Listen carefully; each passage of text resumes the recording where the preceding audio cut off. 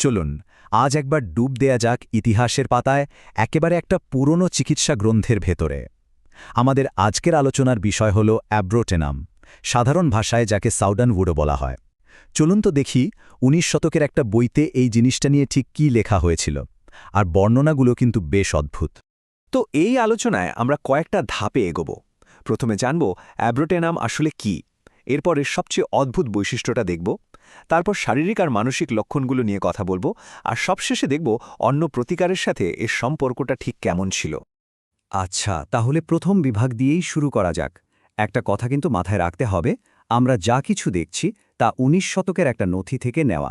মানে এটা একটা ঐতিহাসিক বর্ণনা, কোনো আধুনিক ডাক্তারি পরামর্শ একদমই নয়। তাহলে অ্যাব্রোটেনাম জিনিসটা ঠিক কি? খুব সহজ করে বললে এটা হলো সাউদানউড নামের একটা গাছ থেকে তৈরি প্রতিকারের পোশাকি নাম। সেই সময় চিকিৎসাবিদ্যায় এর ব্যবহার ছিল।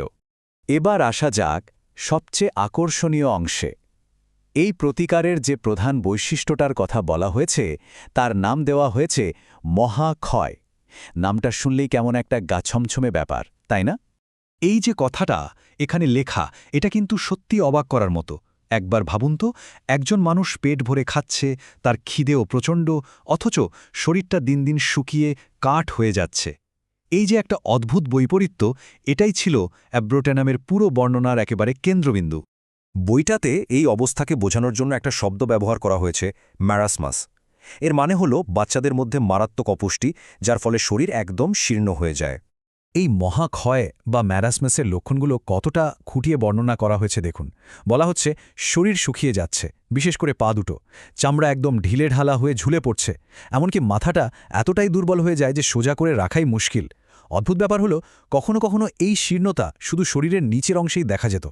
অ্যাব্রোটেনামের গল্পটা কিন্তু শুধু এই শরীর শুকিয়ে যাওয়ার মধ্যে শেষ নয়, এর সাথে আরও অনেক রকম শারীরিক সমস্যার কথাও বলা হয়েছে। চলুন সেগুলো একটু দেখে নিই। এখানেও দেখুন আরেকটা অদ্ভুত বৈপরীত্য। হজমের সমস্যায় একই সাথে দুটো উল্টো জিনিস। মানে কখনো মারাত্মক কোষ্ঠকাঠিন্য হচ্ছে, আবার কিছুদিন পরই হয়তো ডায়রিয়া শুরু হয়ে গেল। এই যে দুটো বিপরীত অবস্থার মধ্যে একটা চক্র, সেটা এখানে তুলে ধরা হয়েছে। বাতের ক্ষেত্রেও একটা নির্দিষ্ট ধারার কথা বলা আছে। প্রথমে গাঁটে ফোলা ভাব নেই, কিন্তু প্রচণ্ড ব্যথা। এরপর গাঁটগুলো ফুলতে শুরু করে আর শক্ত হয়ে যায়। আর সবচেয়ে মজার বিষয় হলো, বলা হয়েছে যে এই বাতের সমস্যাটা নাকি অর্শ বা আমাশয়ের মতো রোগের সাথে পালা করে আসত। এখানেই শেষ নয়, আরও কিছু সমস্যার কথা বলা আছে, যেমন কবজি আর গোড়ালিতে গেঁঠে বাত, সাথে কাঁটা ফোটার মতো একটা অনুভূতি, শীতে চামড়া ফেটে চুলকানি বা চিলব্লেন্স, আর ছিল মারাত্মক দুর্বলতা, সাথে জ্বরের মতো একটা ভাব। সব মিলিয়ে মনে হতো যেন সারা শরীরে অসহ্য ব্যথা আর যন্ত্রণা। শারীরিক কষ্টের কথা তো হলো, এবার চলুন দেখি মনের অবস্থাটা কেমন ছিল। কারণ এই প্রোফাইলের মানসিক আর আবেগিক দিকটা কিন্তু অত্যন্ত গুরুত্বপূর্ণ। শুরুতেই মুখের এই বর্ণনাটা দেখুন। বৃদ্ধ, ফ্যাকাশে, কুচকানো, এই কথাগুলোর মধ্যেই যেন একটা বিষণ্ণতার ছবি ফুটে ওঠে। শরীরের সাথে মনের অবস্থার যে একটা যোগসূত্র আছে তা এখানে স্পষ্ট। শিশুদের মানসিক অবস্থার যে বর্ণনা দেওয়া হয়েছে তা বেশ গম্ভীর। বলা হচ্ছে শিশুটি বদমেজাজি, খিটখিটে, কথায় কথায় রেগে যায়, এমনকি হতাশায় ভোগে। এই শব্দগুলো কিন্তু একটা গভীর মানসিক যন্ত্রণার দিকেই ইঙ্গিত করে। আর এই কথাটা, এটা তো আমার মনে হয় পুরো বিবরণের মধ্যে সবচেয়ে চমকে দেওয়ার মতো, সবচেয়ে সঙ্গীকর একটা অংশ। ভাবা যায়, বলা হচ্ছে সে হিংস্র, অমানবিক হয়ে উঠছে, এমনকি নিষ্ঠুর কিছু করার ইচ্ছাও জাগছে তার মধ্যে। মানে মানসিক অবস্থার এতটা গভীরে গিয়ে বর্ণনা। এটা থেকে বোঝা যায় সেই সময়ের চিকিৎসকরা কতটা খুঁটিয়ে পর্যবেক্ষণ করতেন আর তাদের ভাষা কতটা শক্তিশালী ছিল। আচ্ছা, আমাদের আলোচনার একদম শেষ পর্যায়ে চলে এসেছি। এবার দেখব অ্যাব্রোটেনামকে কি একা ব্যবহার করা হতো, নাকি অন্য কোনো চিকিৎসার সাথে এর কোনো সম্পর্ক ছিল। চলুন এই সম্পর্ক জালটা একটু বোঝার চেষ্টা করি। এই টেবিলটা খুব কাজের একটা তথ্য দিচ্ছে।